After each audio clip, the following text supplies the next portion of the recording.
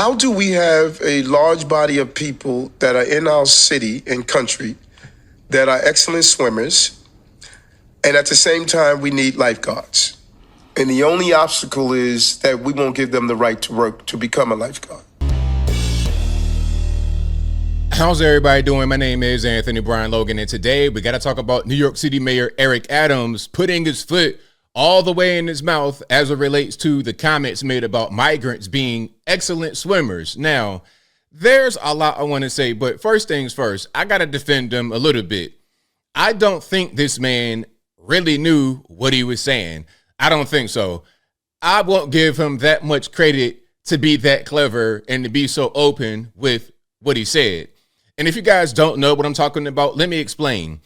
There's a certain term that will fit what he said that's offensive. And I have a policy on my channel. I don't do any profanity, no racial slurs. So I'm going to spell it without saying it. W-E-T-B-A-C-K. Isn't that kind of what he said? Didn't he just say that same thing, but in a more regular way without using the slur? I mean, that's crazy, talking about they can swim and they can just be lifeguards, really? So, I mean, and then my thing is, how do you know they're swimmers or great swimmers? Is it because of the slur that sometimes used against some of these people? Is it because they swim across the Rio Grande or somewhere in South America? Is that the reason? Like, what's really going on? And Eric Adams, listen to me very closely. You have had over 150,000 migrants come through New York City within about a year and a half, not even 2 full years yet. Summertime 22, basically, to right now, 150,000. Are you going to have that many lifeguards? I didn't even know y'all had beaches. Like, what's going on? Like, you work at a pool in the hood somewhere, Queensbridge or something? Like, what's really going on, Eric Adams? Why would you even say that? I don't understand. And, you know, there's a lot of problems.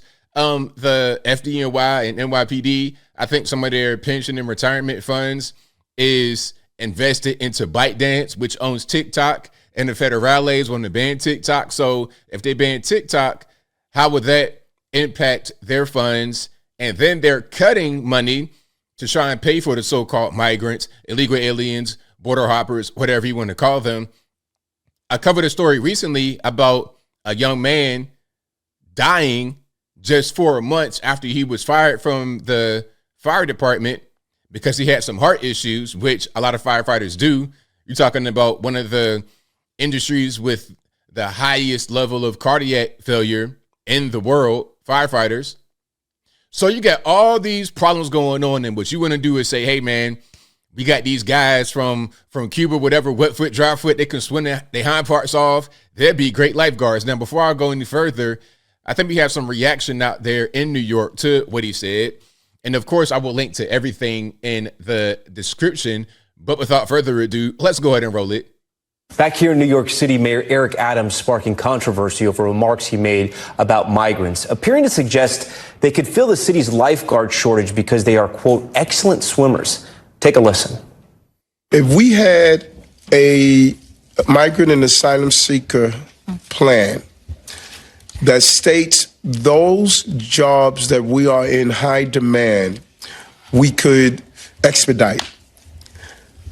How do we have a large body of people that are in our city and country that are excellent swimmers, and at the same time we need lifeguards?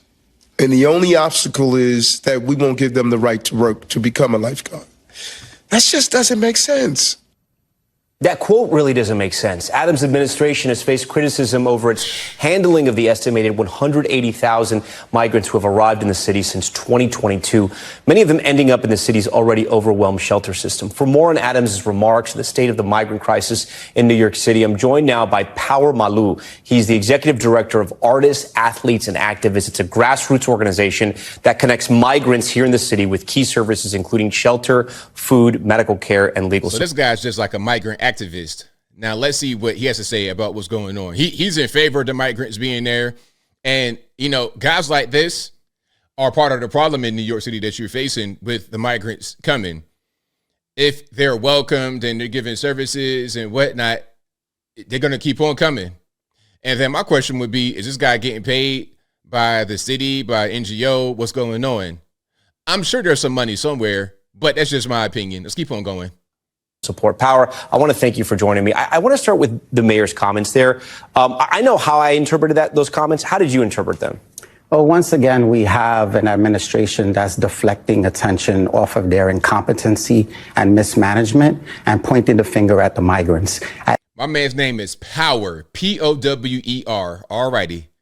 At any given press conference, you'll have this administration blame the migrants for the financial woes of this city. And on the same breath, they'll praise and say the migrants should be allowed to work because they can help us.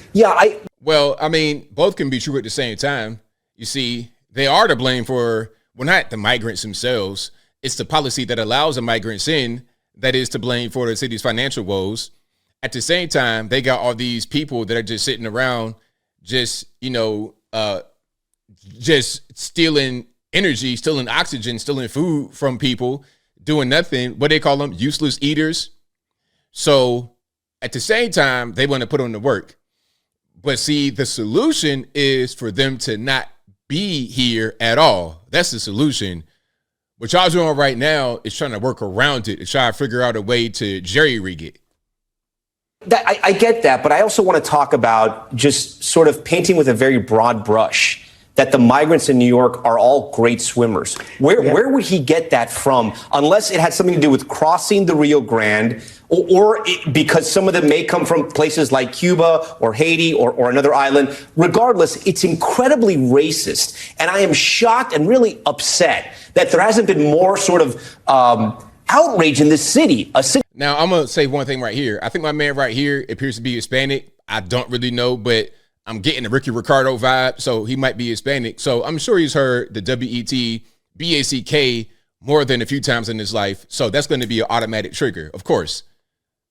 A city that claims to be progressive, a city that claims to protect people from all nationalities, and no one really cares about this. Yeah, we have an administration that is constantly doing things like this, and it gets brushed under the rug. Also, this mayor says that people attack him because he is black or African American. So what we are having here is just excuse after excuse as to why you're not dealing with the migrant crisis. And what I want to say is that there are plenty of grassroots organizations that have been supporting since day one. And this administration has constantly said that there is no resources, but there are abundance. There's abundance of resources. Do you think a mayor who could make a comment like that has an understanding of who these people are and where they come from? Because they really come from all over the world. Absolutely. They do. Absolutely. A lot of Africans, a lot of really 70%. I think it was 70% of the migrants that are in New York City come from Africa. And I think mostly West Africa. Absolutely. This is Stereotypes. This is, a mayor that is not in touch with what's going on. We've been on the ground since day one. There are people that cross from Africa, from Afghanistan, from Latin America. They're from all over the world. So to just say that people that are here are great swimmers is a poor comment. Do you think it was... Okay, so there's more to that, but I'll leave it right there. My man is triggered, and then the migrant activist, I don't even know why he's there. I don't know why he'd be there because the migrant activist, Mr. Power, I guess he's going to be just defending him. So anything that said negative, he'll be on the opposite side. But as I close, I want to say this. Shout out to Eric Adams, my man. Like, what are we doing? I mean, see, this is why people have PR teams, because you don't know what you don't know. Again, I don't think he even knew what he was really saying as some kind of offense. Sometimes you could say things that could be offensive and you're not really picking up on it. You're not really realizing it. You may say certain words or certain things and you don't really know that that's a common thing used against certain people. You have no idea. But again, this is why you have PR firms, because they know all that. They'll craft a statement for you. You just read the statement and then have that be that. That's why politicos behave the way they behave. They are very manufactured, because they know they got to say and do certain things to make people feel comfortable and to not get themselves in any kind of trouble and make themselves appear to be the best version of themselves that they can be to the general public. And I think I'll leave that right there for now. And what say you? What's your take on what's happening here with Eric Adams? You think that he was really clever enough to say something like that and sneak it by the airwaves, the whole WETBACK thing, whatever your thoughts are, let me know in the comments below. You guys know where I'm at. I mean, this is really just comedy at a certain point. This is New York City, New York State bringing it on themselves. All these issues wouldn't even really be if you had more competent leadership, ultimately from the mayor's office to the governor's office. If you had better people all the way around, not just Eric Adams and Kathy Hochul, but everyone in their offices. If you had better leadership, we wouldn't be right here right now talking about, oh, the retirement's not secure because it's in bite dance and we got 200,000 migrants and make them be swimmers. And this whole thing wouldn't even be a conversation with better leadership. But whatever your thoughts are, please let me know in the comments below. And that's all I got to say for this video. If you like what you heard, please comment, rate, share, and subscribe. Peace.